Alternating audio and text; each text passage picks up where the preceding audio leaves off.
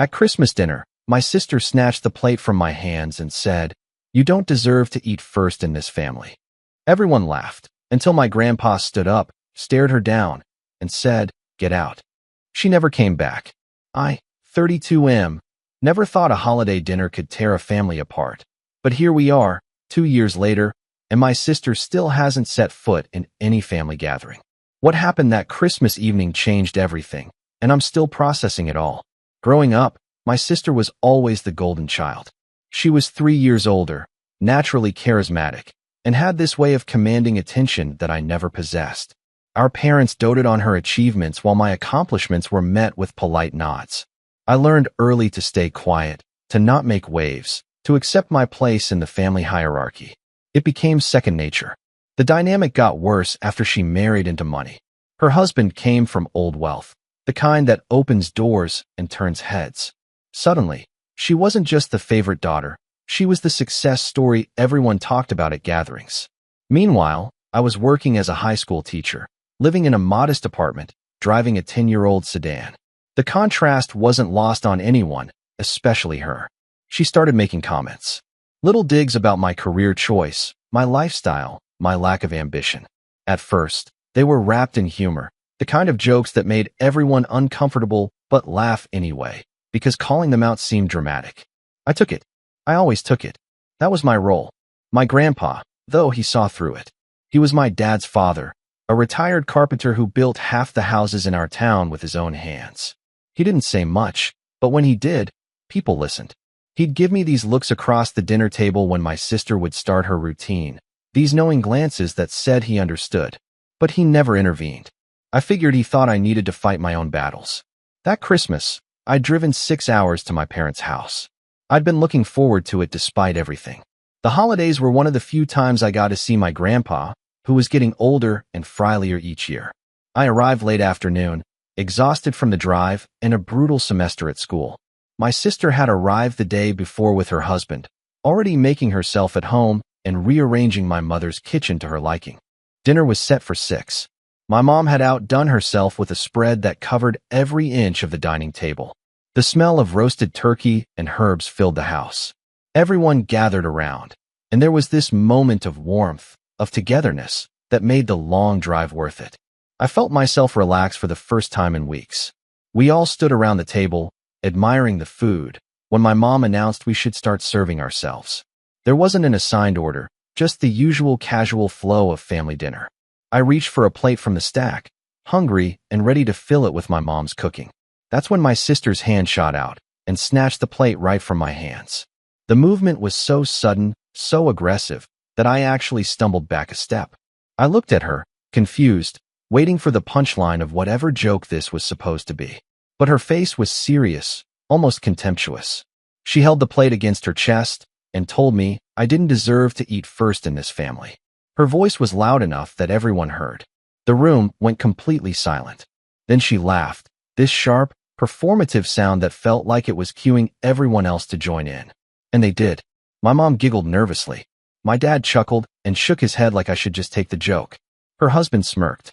Even my aunt and uncle, who'd driven up from 2 states away, offered uncomfortable laughs. I stood there, frozen.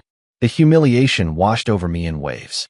This wasn't new, but something about the physical act of it, the way she'd literally taken something from my hands, made it feel different. Sharper. More real. I felt my face burning, my hands shaking slightly. I didn't know what to do. Laugh it off like always. Walk away. Say something.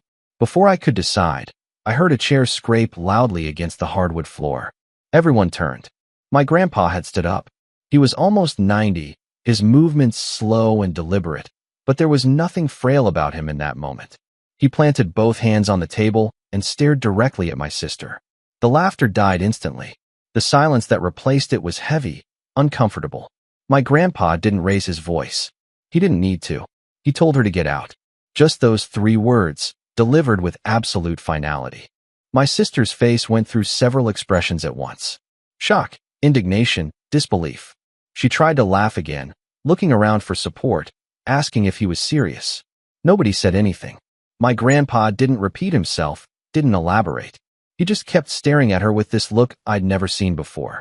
It was disappointment and disgust mixed together. She turned to my parents, surely expecting them to intervene, to smooth things over like they always did.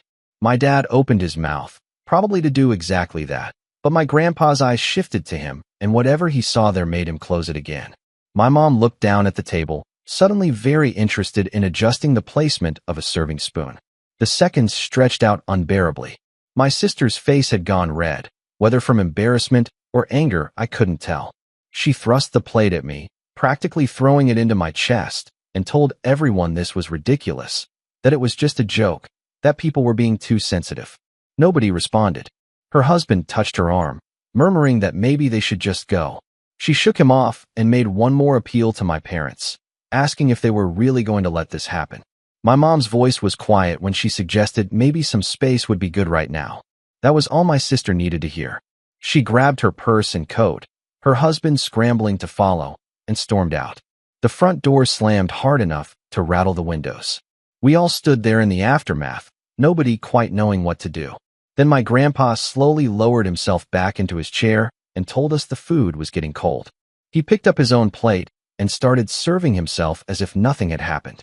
Gradually, mechanically, everyone else did the same. Dinner was the most awkward meal of my life. People made small talk about nothing, carefully avoiding the elephant that had just stormed out of the room.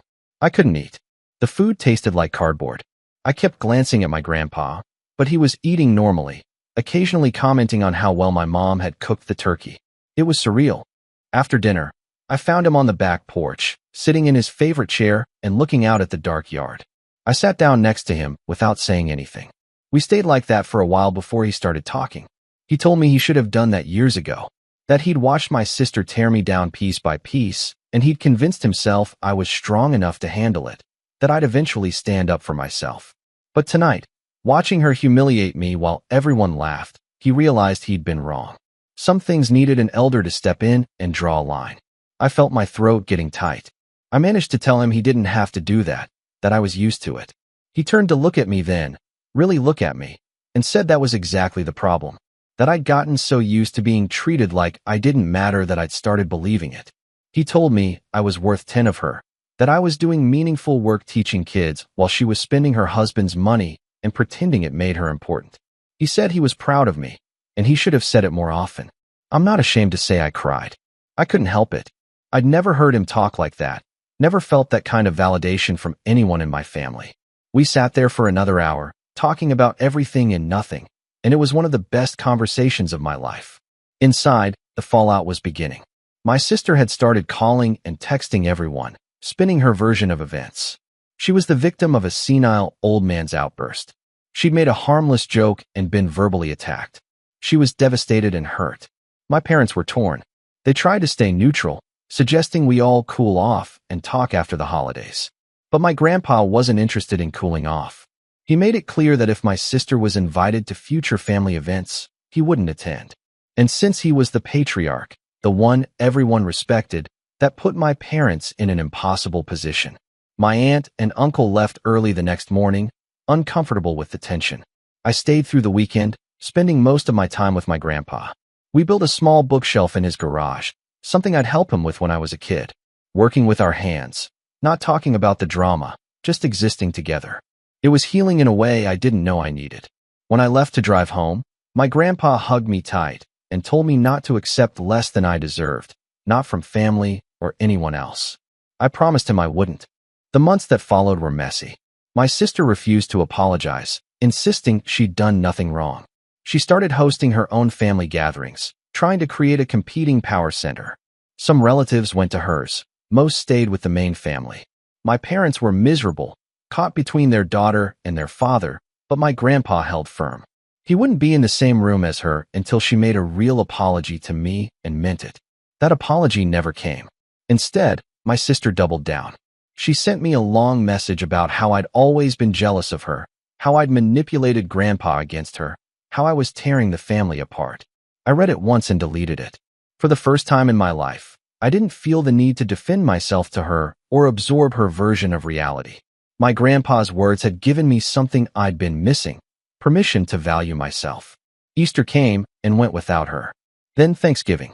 My parents had stopped pushing for reconciliation, perhaps realizing the situation was beyond their ability to fix with placating words. My sister's absence became the new normal.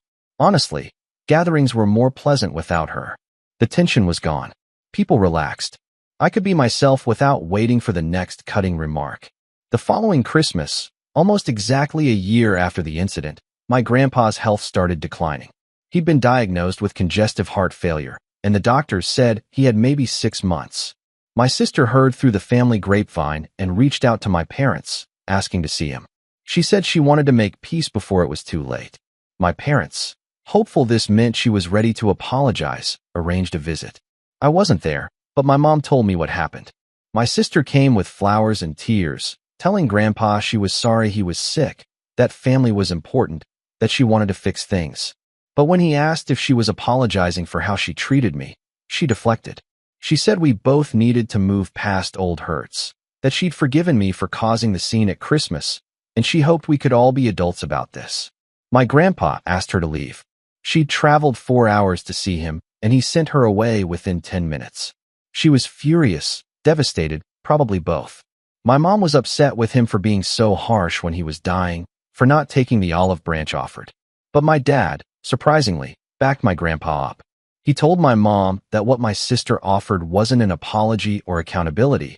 It was more of the same manipulation repackaged as reconciliation.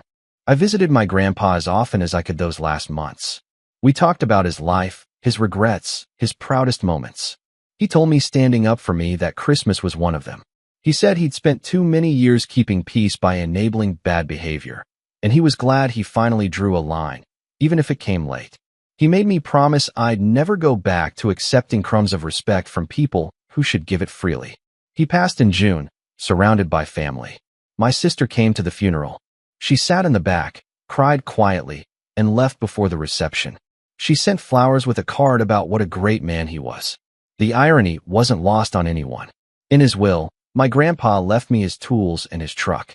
Not because they were valuable, but because he knew I'd appreciate them, that I'd remember the time we spent together when I used them. He left my sister a letter. I don't know what it said, but my mom mentioned she received it and didn't take it well. I never asked for details. It wasn't my business. It's been over 2 years now since that Christmas dinner. My sister and I have exchanged maybe 10 words total, all superficial pleasantries at unavoidable family events like my cousin's wedding. She's civil but cold. I'm indifferent. The power she had over me is gone. I don't wait for her approval anymore. I don't shrink myself to avoid her criticism. The weight of that change is difficult to describe, but it's profound. My parents have mostly adjusted to the new reality, though my mom still gets sad around holidays, missing the fantasy of a united family.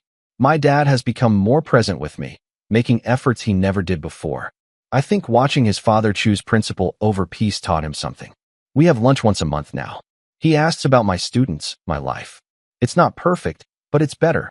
Sometimes I think about that moment, my sister snatching the plate from my hands, and I feel this strange gratitude. Not for the humiliation, but for what it triggered. My grandpa's intervention gave me permission to see myself differently, to recognize that accepting mistreatment wasn't strength or maturity. It was just self-abandonment dressed up as keeping peace. I kept my promise to him. I don't accept less than I deserve anymore. In my relationships, my friendships, my work, I set boundaries. I walk away from people who consistently diminish me.